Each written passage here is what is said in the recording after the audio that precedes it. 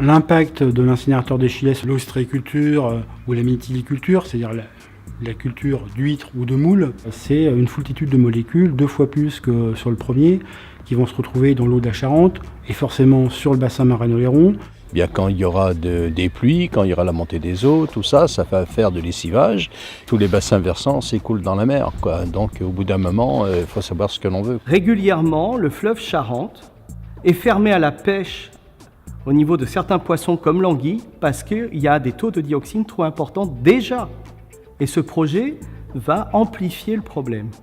Avec un risque d'impacter en fait une culture d'animaux qui sont des animaux filtreurs, qui vont filtrer ces molécules, qui vont les concentrer, avec un risque bien sûr sur la santé du consommateur, mais un risque aussi même sur la santé des coquillages eux-mêmes. Et derrière ça, il y a aussi l'impact économique de la filière quand même.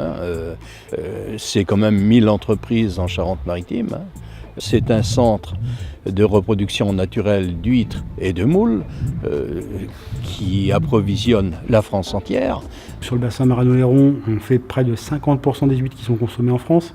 En moule, il y a des Bretons, il y a des Normands qui viennent chercher le captage des moules, qui viennent chercher le nouvelin.